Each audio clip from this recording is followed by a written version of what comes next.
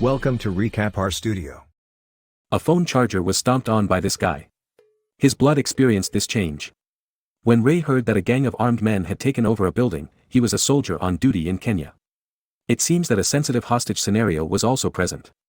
Ray was aware of the risk, yet he persisted in finishing the task despite this. While his squadmates took shelter behind him, he stood at the entrance. And then all hell broke loose. Through the door, the nasty people inside began firing at them. The in-charge officer issued the order to hold off on the breach. But Ray did something remarkable instead of doing as he was told, like a good little soldier. As soon as he toggled his aimbot and launched a flashbang into their hiding place, he dashed inside. Before ascending to locate the captive, he shot every single one of those nasty men with precise accuracy. Once there, the bad guy wanted a helicopter, which the chopper complied with, but he needed a phone to call one in. After being pointed out, the man quickly reacted by pulling out his shotgun and securing the captive. Then he sprung into action by activating his Glock and took care of business. When Ray returned from his mission, he nearly achieved the zero damage received award. Ray glances down and discovers his injured Darren. Ready to see his wife, he was. He explained to his comrades that very thing was why they were fighting. He was prepared to hug his wife in particular. They immediately celebrated his homecoming with a lovely vacation since his wife was very attractive. The next morning, Ray awoke alone and perplexed. "I'm heading out for breakfast," according to a note that he discovered after searching the bed. When they heard something coming from outside, they had been brainwashed in the restroom. Armed men stormed into his room, but when they saw Ray's image in the mirror they rushed in. Ray bamboozled Bonanza by using an old bathroom mirror to trick the intruders, and they all started fighting in a disorganized fashion. Finishing it off, this individual strikes Ray in the arm. It isn't particularly efficient. He then makes a stumbling exit from his room in pursuit of Gina, his wife. He runs into a kind-looking man, but he falls after becoming queasy. Ray is overshadowed by the suddenly less innocent man, who is carrying a needle. Ray had no clue where he was when he woke up. He just knew that his wrists were bound behind his back and that the environment in which he was located was unwelcoming to vegetarians. Then a guy entered the room from the rear. Identical dude. He performs a dripped-out attire before dancing smoothly in his direction. Ray remained mute when the guy asked him who had notified them about the captives from his last expedition. So, in order to somewhat up the stakes, the guy invites Ray's wife, today's visitor. Ray is becoming a little more chatty, but he still has nothing important to say. He says he doesn't know and only follows the instructions of his backers. In the end, the guy decides to disregard Ray's apparent relief. R.I.P. Venus. Ray is furious. But after that, he too falls asleep indefinitely until awakening once again. At a cutting-edge lab. When Ray opened his eyes, the room's superfluous yet stylish illumination overpowered him. When he sees a lady, her chest stands out more than the typical kind. Dr. Emil Harding and Katie, the lady he had previously met, visit Ray after he has completely recovered. The doctor informs Ray of the bad news that they brought him back to continue to suffer in the world of the living. He doesn't have any faith in it at all. Dr. Emil is given a tour of the hospital, but when he is questioned about his name, he is unable to even recall it.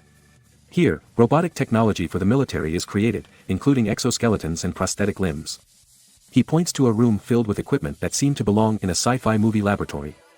Oh wait, according to Dr. Harding, it was their best ever invention. He then used his gavel to pierce his hand, but only to show off the amazing powers of the nanites within him. He had it in the first half, I won't lie. Ray marvels as he glances down at his hand. The nanites quickly mend his skin while moving about like insects, leaving no visible scars behind. However, Dr. Harding begs him to put the past behind him and think on the prospects for the future since his emotional scarring still hurts. In his instance, cancer caused him to lose his arm, along with his tennis career, so he built robo-arms in its place.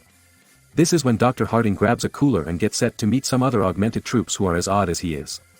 The one that can run very quickly has bionic legs, while the other has bionic eyes on his chest. He walks up to his bed to sleep and has dreams about his wife. Of course, there is Katie who can breathe through a hole in her chest, a funny flex, but well, instead of feeling inspired by all this assortment says that they're all a bunch of wounded warriors, broken goods. Ray wakes up as the memories start to return and makes the decision to use his annoyance for good. When he goes to the gym to let off some steam, he punches through the bag rather than a bag. He's fairly stoked about this new talent until he discovers that, because you murdered the opponent, he can't really utilize it well in a boxing battle. Instead, he uses a concrete column as a punching bag to practice his new power on. His powerful smashes cause the concrete to start breaking. Ray then performs several more moves. It doesn't seem particularly secure. Ray concludes by doing a superset of curls. Curls are for the females, they say. Right on time, Katie appears and begins swimming beside him. She does underwater karate for him, which he finds to be really interesting but not very useful in actual fighting. They then unwind with a few beers. But soon a faint pulsating noise takes over the space. Ray immediately begins experiencing intense recollections of his wife while Katie glumly studies advice on the wall. He starts talking in the same way that he did when he last saw her. He eventually recovers, but by this time, he is aware of what must be done. He intended to flee the building and exact personal vengeance on Martin AX, the person who strangled his wife, but Dr. Harding was having none of it. "I own the body you are in." Ray replies, "No, I do as I like." He informed the array over his built-in brain Bluetooth, an unusual choice of words. He then stole a jet, downloaded the flight handbook to his head, and utilized his cybernetic talents to hack Martin's location. Finally, he deliberately positioned this vehicle on a crash path with Martin just because it seems awesome. Martin's automobile, flower, and flames were all inside the truck. Ray is not unaffected by the bulletproof glass, instead, he is popped and falls to the ground. But not before putting a canister of thermite in the vehicle. It melts into the engine, crippling it, but rebounds using his nanobot abilities and gives Martin's goons a beating.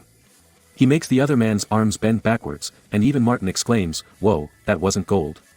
In the meanwhile, Martin phones his friend, and it seems that they had anticipated the assault. They were equally prepared. They continued to undervalue the influence of family.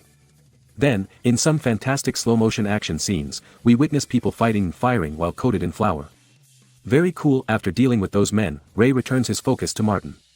He opens the window and puts his body against it after removing the pen from this guy's grenade. Ray receives a shotgun blast to the face, which he absorbs due of his unique build.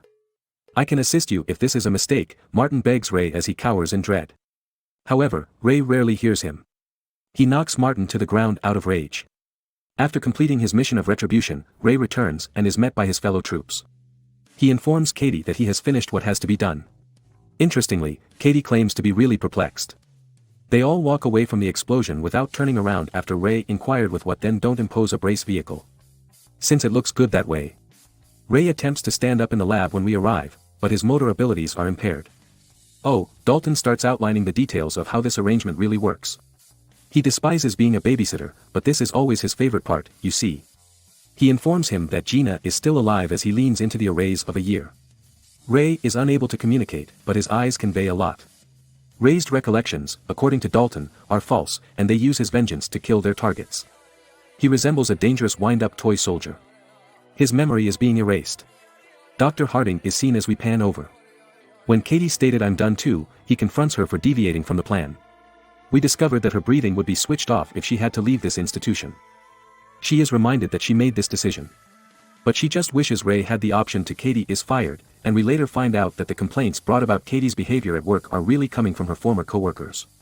Ray continues with his simulations because Dr. Harding wants to make sure he's the only one who can produce nanites before they put the product stocks on the market. Other than a few small changes, everything remains the same. Oh, and Nick Barris is the next target. Ray goes through the same situations as previously, and once again he escapes to kill his intended victim. The others play along while playing out their lines, including Dr. Harding. Dalton, though, is tired of the monotony over here. He seems to be the audience, in my opinion. Ray goes to Nick's secure compound to hasten things and acts dead before they allow him in. Wiggins, Nick's techie, has a gizmo that will rescue the day, and they talk inside. Nick is not a good boss, however. In actuality, he abducted Wiggins and has been sort of racist in making him labor for free. Such that Wiggins provides little instructions for using the gadget, which we quickly discover to be an EMP. Ray closes closer, but his god mode is unaffected by the gunfire. While Ray is there, Nick is waiting for the EMP to charge. However, he runs out of time. He kills Nick to make him perish. Dr. Harding is glad that the EMP didn't go off and that he has overcome his last challenge, or did it go off and the lights went out for a while. And we can revive Ray with a zap. Speaking about startling, Wiggins apologizes and says that he is on his side. Ray can recall each time a new person gave his wife a clap. Ray provides a sample of nanites to Wiggins so that he may reverse engineer them after realizing that Dr. Harding is his ultimate objective. Then he receives a vintage whip that can be traced for business purposes, which he uses on his wife. They exchange warm greetings, but the reality soon sets in that Gina has gone on and started a family of her own. In actuality, it has been 5 years since she last spoke or saw him. Ray is shocked by the discovery and vanishes in confusion.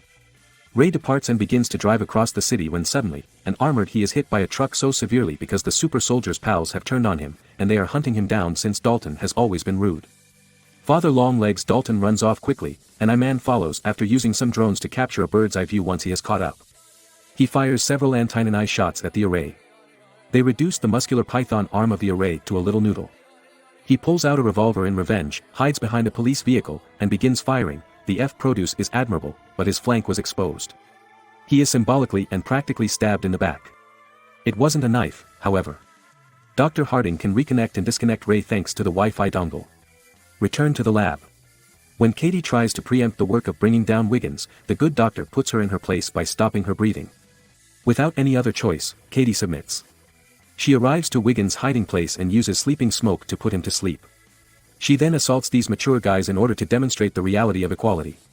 Returning to the lab, Dr. Harding and Ray have a virtual conversation. Then, we learn that this film's VFX budget is a good 30-second flex. Very cool. Ray will have his nanites retrieved and sold off after Harding's targets are all dead. Meanwhile, Dalton reveals that they nabbed Ray as Katie emerges into remission. Yes, not under her supervision. She goes to Harding and informs him that she was unable to apprehend Wiggins. Ray will be restarted by Harding for one last act of vengeance. But this gives Katie just enough time to scuttle those plans. She enters, awakens erroneous memories, exposes the reality, and commands Wiggins to take charge. That's accurate. They were all held between her. He gets into a stunning fight, with the other IT man winning in the end. Free returns to Harding at this time. Dalton and Tim, though, have opinions on the matter. They get ready with their new drip and start a tense argument on the elevator. RE ultimately loses to them, and he tumbles off the building. I'm joking. He boards the vehicle, more pandemonium ensues, and this time Ray and Tibbs will really fall in love. With the help of his bionic alarms, Dalton descends and compromises the lines. Tibbs begs him to stop, but he is only interested in killing Ray. Sadly, Tibbs falls owing to gravity before defying it again by squatting down next to Dalton and putting them both into freefall. Ray gains power by overclocking his nanomaterials. As a result, he loses his cool tan and receives some RGB lights in his chest. Then he turbo punches Dalton ribbon piece. Wiggins begs him to go to safety since his vital signs are sky high, but he has unfinished business. He makes a strong effort to get inside his automobile before emerging from the smoke and debris.